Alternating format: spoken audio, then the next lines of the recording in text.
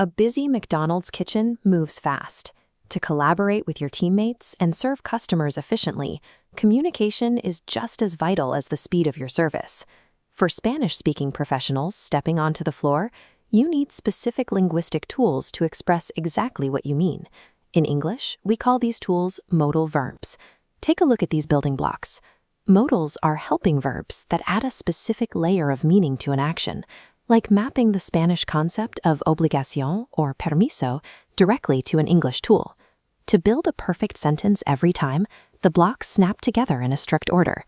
Subject, followed by your modal, followed by the mean verb. In Spanish, the verb poder is often followed by an infinitive, which makes it tempting to say, I can to cook. In English, the modal connects directly to the action without the word to. Cross it right out. It is simply, I can cook. Modals also bypass standard English conjugation rules. Normally, we add an S for he, she, or it. With modals, we drop the S entirely. She can flip the burgers stays perfectly clean. Following these three simple rules, sticking to the formula, dropping the to, and ignoring the S, eliminates the most common grammatical errors and gives you the confidence to communicate clearly on the floor. Throughout your shift, you constantly need to coordinate with your coworkers.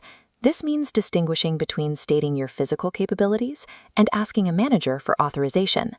Looking at the left side of this floor plan, we use the modal can to communicate physical ability. If you are assigned to a specific task, you tell your team, I can salt the fries in the basket. On the right side, we use may to request permission. If you want to change your location, you ask your manager, may I work at the window? Mixing up ability and permission creates confusion about station assignments. Choosing the right tool ensures the kitchen flow remains uninterrupted during a lunch rush. Moving from the kitchen to the service counter, the way you speak directly impacts customer satisfaction. In hospitality, certain modals act as politeness markers. Look at this text comparison. Telling a guest to wait 1 minute sounds harsh and demanding. Using the word could transforms that demand into a professional request. Could you please wait 1 minute? We use would to make polite, proactive offers. Would you like fries with that? Softens your speech, showing respect and consideration for the listener. Adding these specific politeness markers to your vocabulary elevates a basic transaction into excellent customer service. Returning to the kitchen operations, you must clearly distinguish between a strict workplace safety mandate and a helpful operational tip. On this diagram, we use must for 100% certainty or strict restaurant rules. Notice the negative form.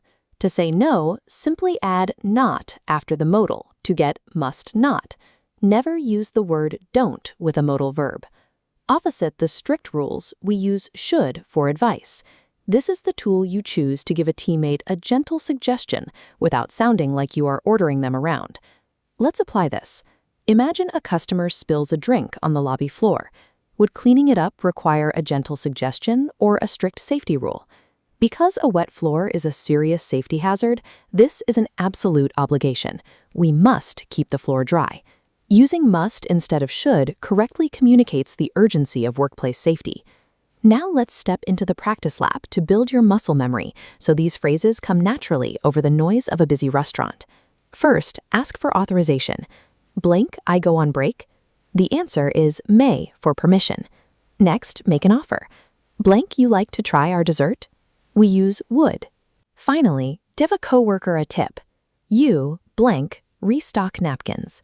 For suggestions, use should. Fluency comes from moving away from word-for-word translation from Spanish. Instead, identify the conversational intent you need, whether it's ability, advice, or a request, and map it to the correct tool on your modal menu. With these tools in place, you are ready for your shift.